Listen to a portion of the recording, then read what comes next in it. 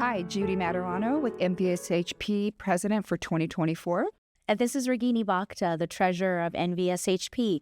Welcome to another episode of Better Left Unsaid. Welcome to episode 11, A Day in the Life of Dr. Ramirez.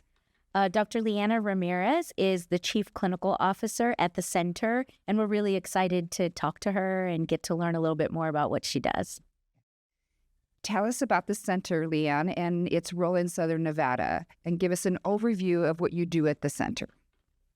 Absolutely. Thank you guys so much for having me. I'm super excited to be here today. I love talking about the center, and I love talking about the things we do. And, hopefully this will inspire people to be able to do great things as well. So Yeah. the center is a safe and welcoming space and a haven for all. We want to make sure that people come and they feel welcomed as their true, authentic selves, however that transpires, right? We do have 3 pillars that we focus on. One is community.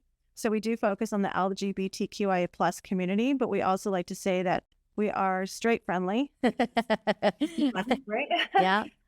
We also have advocacy. So having a voice and a voice of many people from that community to stand up, just advocate for ourselves. Mhm. We also have our health and wellness aspect. So we do have a clinic on site, and I have much more to talk about that in a few later questions because we just bought another building. And so we are expanding our clinical services. Oh, So that my is so position exciting. there- Yeah, I'm the Chief Clinical Officer, and I've been at the center now for 2 years, a little over 2 years. Okay. And I do a little bit of everything. So you are a pharmacist still. I will always be a pharmacist at heart, right? Like, that never That's goes right. away. And I like to say, the pharmacist part is kind of my nerd part, right? Where you start thinking all these like, oh, I know how that reacts in your body and what that does to what mechanism. Yeah. Love it. So it's ingrained in us forever. Yeah, that's awesome. Did you have another question, Judy? Or I think that's it for Okay. that part. Yep. well, kind of moving on to maybe reflecting a little bit on the past and how you got here. Tell us what experiences you had in the past that really helped you land this role. Sure. Well, and I think that there's a lot of things that happen in your life that kind of bring you to the space where you're in today, right? Yeah. So my very first job was at McDonald's, right? I Teamwork. think there's a lot of people that start at McDonald's. Yeah. And the things you learn from every aspect kind of builds you as a person. After McDonald's, I thought I was going to be a banker, and then I got a job as a flight attendant. And Oh, wow. that was a fun job because you are in a silver tube in the sky, and you only have a certain amount of resources, and you got to figure it out, Yeah. right? Yeah. With excellent customer service. Always. Yeah, I like to think that kind of built on my, my customer service and my people skills. And then in the pharmacy world, I worked at Walgreens. I did rotations at Desert Springs Hospital. But it's funny how everything kind of worked out because I was at a rotation, and during that rotation, that's where I actually got my first job after pharmacy school. Oh, wow. And that kind of sparked my HIV career. So I've been actually certified by the American Academy of HIV Pharmacists now for forever, right? Wow. Being a pharmacist for over 13 years, like that was the very first certification that I got after pharmacy school. And it just kind of launched me into everything that I'm at today. So working for Optum, working in the HIV space, right?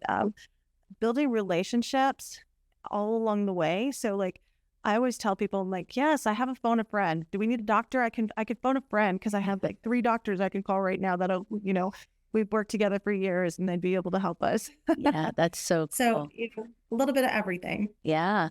What did you, so it sounds like you were working maybe for a hospital or health system before you came over to the center. So what was it that made you decide to make a leap? Because it seems a bit different than a traditional pharmacist role. Yeah. And I'd like to think that I've always kind of been pushing the envelope as to what we can do next and what the next thing is. Mhm. So I wasn't working at the healthcare system. I was actually working for Optum, and I was managing HIV as a disease state. So the pandemic hit, and they sent me to work from home. And during that time, I'm not a work from home kind of girl, right? Like I like to be hands on. I like to be in the mud, right? I like to do those things. So the center was one of the only places that actually was still open and still offering services and still doing testing while the pandemic was happening. So I actually went to their clinic, and I volunteered to their clinic in the afternoons. And then, just doing it for fun, getting to know people, getting to know the system. It was really slow, so not a lot happening. But then my amazing CEO, John Waldron, approached me one day and asked if I wanted to come over. And so I did. Oh my gosh, that is so cool. Wow. It's so funny. I feel like I say this in a lot of our recent episodes, but we've been interviewing a few pharmacists who maybe have some non-traditional careers right now as a pharmacist. And so many of them just said yes to experiences. I mean, you volunteered as a pharmacist. First of all, that doesn't happen very often. Like, I'm not dogging on anyone, but it feels like everyone's like, how much am I going to make an hour, type of thing. But wow, like a whole shift just by spending some of your time. That is amazing. And I'm exactly where I'm supposed to be too, because that mentality of like, we're here to take care of people. We're going to do whatever we can. That's the entire center. Everybody there, everybody we work with, they're so passionate and so caring. And, they go above and beyond for every single person, where you feel like you're the only person there, right? Like it's really fun and empowering, and it makes the job fun, and it makes you not necessarily feel like you're working. It feels like you're going someplace to hang out. Yeah, that's awesome. Ooh, goosebumps. Yeah, that's equal. So you had no inkling in pharmacy school that you wanted to do HIV and work in a clinic, none of that was on your radar. It was just through this process, volunteering, that you were able to now kind of find your new passion. So that's an amazing, because a lot of pharmacists think that they should go through pharmacy school and have it all lined out. But like Regina said, saying yes to just anything, experiences, will give you that opportunity to showcase yourself. And I think it's important. Absolutely. Absolutely. And when, I try to get in touch with the students and tell them, hey, when you're picking your rotations, pick the craziest one that you're never going to get a chance to again. Yeah. Right?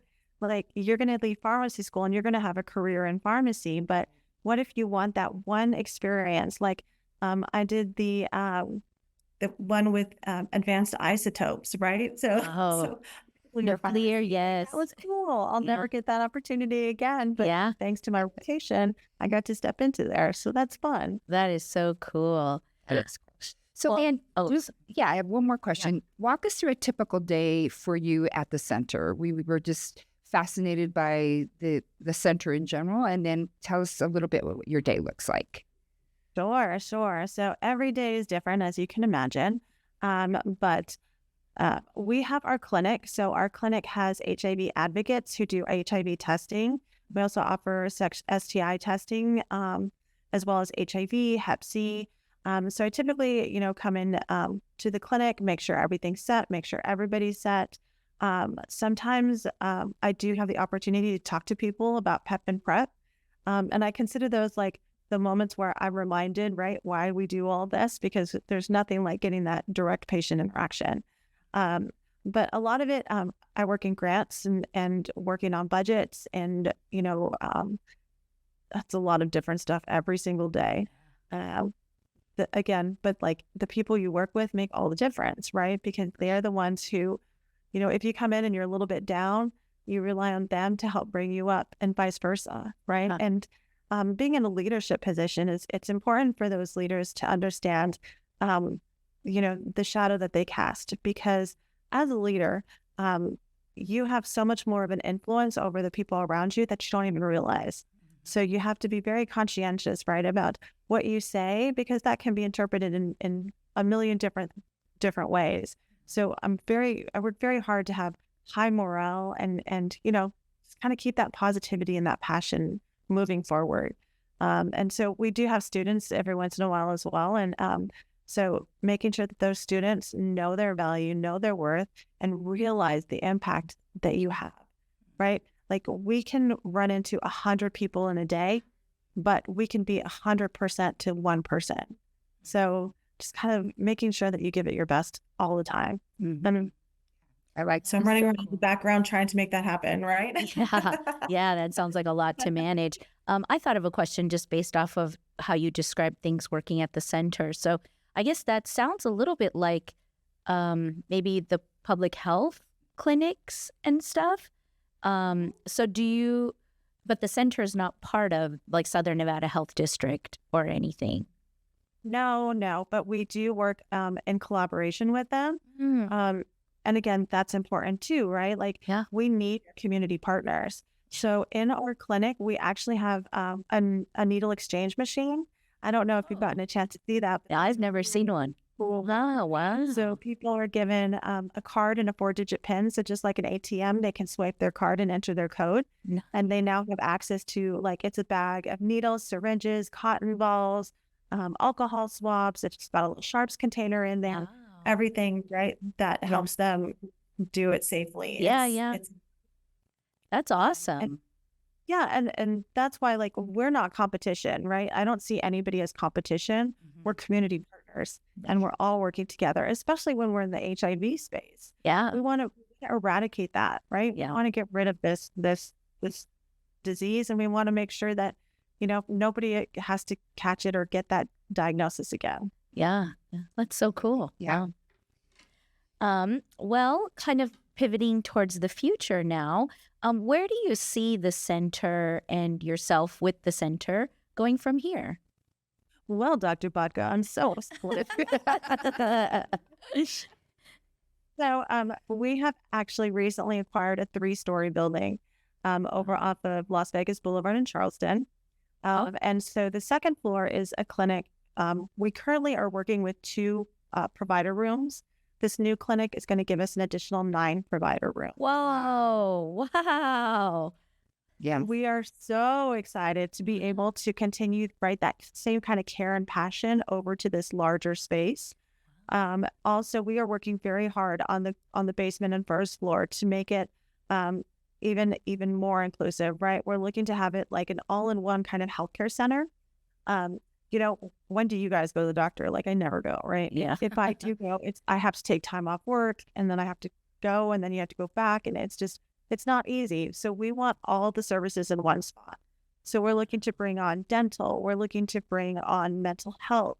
We're looking to have telehealth booths, right? Because the area we're in, they don't have access to telephones or anything like that. So we want to make sure that we have it. We want a kitchen here so that we can teach people how to make meals, how to do it on a budget, how to do it healthy. The sky's the limit. And again, we are so excited to be able to expand and move forward. And again, making sure that we keep it open to everyone so that, again, you can just come as you are. Yeah. We're going to be treated with respect and dignity and given 100% attention from our providers, from our front desk, you know, all across the board. So That is that's so my vision cool. and dream. Wow. Yeah. That's a great vision and dream, I would say. What kind of time frame are you guys looking at to have that all prepared and going?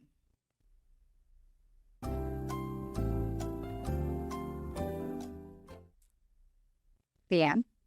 Yeah. Sorry, lost you guys. That's okay. You want to ask your question again? Yeah. So what kind of time frame are you looking at for the new expansion to kind of be full-fledged and working? Yesterday. So probably in the fall we will have it up and running. We are also looking to have an on-site pharmacy, and as well as we're looking to become an FQHC. So we're working through that process right now too. So That is so cool. So at the current location, is there a pharmacy, or is it more of like a medication dispensary, or?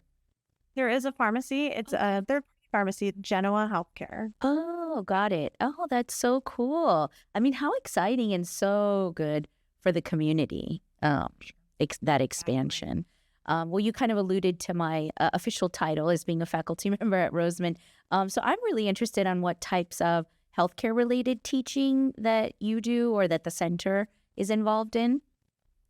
So we do a lot of of course, right, the community we serve is pretty vast because it's LGBTQIA, right? Yeah. It's learning pronouns and how to talk to somebody, making sure you don't use a dead name in the conversation.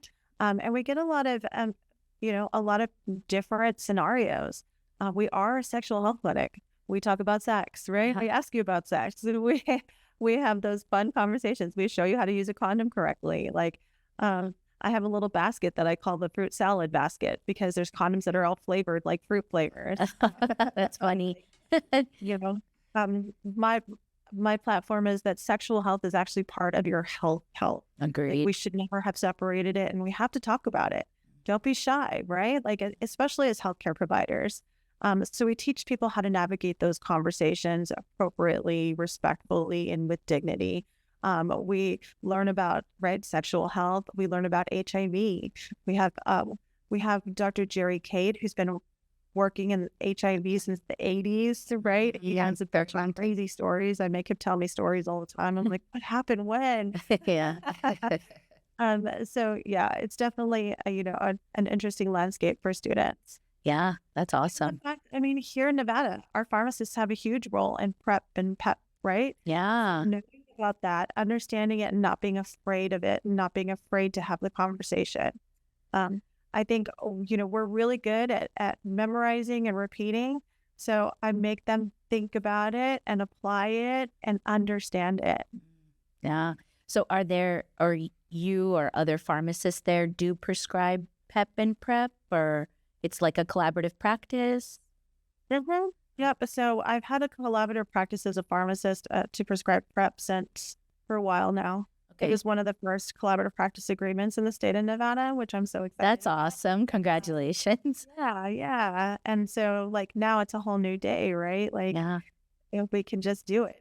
Yeah. And I think someone like you with experience who can be like, I get it, it's nerve-wracking at the beginning, but you're not going to, at least I think, I don't do it myself, but I think you're not going to get over that hesitation unless you just do it.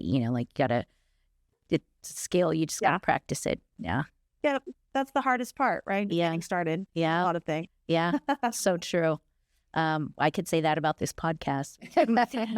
We definitely talked about it a while before we finally we just got to do it. Yeah, we're going to do it. And we didn't even actually have video. We just had the audio.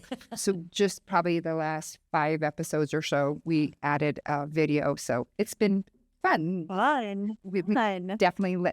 So my question is, do you take residents or students, or do you take medical residents? What does that look like? And how many at a time is that? So because we've been so limited in space, we've only been able to accommodate a few students. I've had a pharmacy resident come through. We are scheduled for pharmacy students. Yay! We have tour students that come and they spend a day. But we're hoping to have a more robust kind of rotation and in our new clinic. I am planning student spaces. We have additional provider spaces. So, hopefully we'll just be able to grow and do better things. Yeah, that's so cool. What a great experience. And then hopefully, I'm thinking more from the pharmacy student perspective, if they get some experience with PEP and PrEP, maybe they'll be more likely to do it when they graduate and are a licensed pharmacist. So that's awesome. Yeah, exactly. So my question is, you started by volunteering and get your feet wet and decided that was what you want to do. What would you recommend, or do you recommend that for MVSHP members, if there's an opportunity to volunteer at the center? Is that something you are open to, or what does that look like? Absolutely. Come on down. So yes, we have opportunities for volunteers, and we rely really heavily on our volunteers. Okay. We have a base. We got 300 volunteers who are available, and we utilize volunteers at different events. We utilize volunteers at our front desk, even not just for our actual community center front desk, but even at the clinic front desk, right? Making sure that we have a volunteer who checks people in and does pre-screens, and so there are millions of volunteer opportunities. I do recommend just hopping on our website. And there's a volunteer form. Yay! Yay. Easy. Get you in.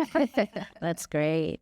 That's so great. Yeah. How, what a great way to like help the community, and kind of give back in a different way than maybe what most pharmacists or even pharmacy students are used to. That's awesome.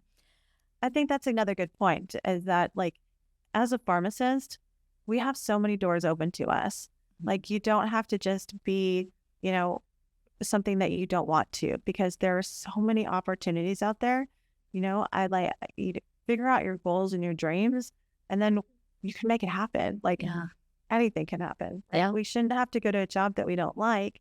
Find what your passion is, because once you find your passion, it makes your job easy. Yeah. So true. So true. Yeah. So true. I guess kind of in that same vein about the future and volunteer opportunities, what tips do you have for anyone who might be interested in HIV or infectious disease as a future? Don't be scared. It's a good one. Yeah, literally. Now, it's definitely a changing and evolving landscape, right? HIV, when I first came out of school, was very different than what it is now. Now it's gotten a lot more manageable, a lot more patient-centered, and our technology is absolutely incredible. So learn technology. Don't be afraid to do a little bit of research and background. Nothing is more impressive than if you hit a job interview and you already know what you're going to talk about, right? Yeah. So I think that's very important. Or with some, when people come in and they're like, "Oh, what is PrEP?" And I'm like, "But you're applying for a PrEP navigator. Why do we? We need a little bit more." Yeah. So there's certainly utilize your resources. Have your phone a friend always available, right? That's okay too. Yeah. Even if it's doctor or pharmacist, it doesn't matter. Having phone a friend available, and every day you're in front of people, be aware of the shadow you're casting, right? Because there's people in there that are looking up to you. If you're a student, if you're a resident, if you're a pharmacist, if you're a nurse, there's always somebody who's going to be, taking note of you and in your actions. Yeah. That's so cool. Any final thoughts that you'd like to share with us and the listeners? No way. Just remember, the sky's the limit. Let's go change the world, man. Yeah. So true. So true. So inspirational. Yeah. It's like infectious. Yeah. This can-do attitude. I love it. I mean, I wish I could do that with exercise. I can do it. You are. That's right. Need a little pep talk every day. Very good. Well, Leanne, thank you so much for sharing your experience with us. And we are so fortunate and very lucky to have you in Southern Nevada. And I'm inspired. And this is what the podcast is about, is to be able to highlight those who are helping the community, talk about some different things. So pharmacy students or residents can decide what maybe they want to do different. And I do think a lot of people are scared to go for their passion. But as of today, you just said it very clearly, like, don't be afraid. And that's such a great, simple task, is not to be afraid, because even if you fall, you can pick yourself up, because it doesn't matter, right? So awesome. Right. Thank you guys so much for having me. Yeah. So much fun. Yeah, it's really fun. It's kind of just chit-chatting and laughing, so it's just like making new friends with a slight agenda, I would say. We really enjoy it, and we hope our audience also enjoys getting to know a little bit about what you do, the center, and where things are going for our community. Very good. Well, that's it for Better Left Unsaid. We'd like to thank Ron Herbs again from Roseman University. He's so energetic, and he keeps the videos. He's like really pushing for those videos. So if you are on Spotify, now we have video episodes on Spotify, and the music is played by Damaris Morales, Just Like a Pill by Pink. Look for some emails from the NVSHP about our next snapshot for the coming weeks. And we do have our annual meeting dates set in September. And so there will be some information on the website about how to sign up. It's in Reno at the Silver Legacy this year, September. I should have written this down. I think 20th is a Friday and 21st is Saturday. So we're really excited and hope to see a lot of you. Again, we'll be available for autographs. So we keep saying one day we're going to be really famous. One of these days. One of these days. All right. Thank you. Thank you. Thank for you, listening. Leanna. Thank you, Leanna. Appreciate it. Bye. Thank you.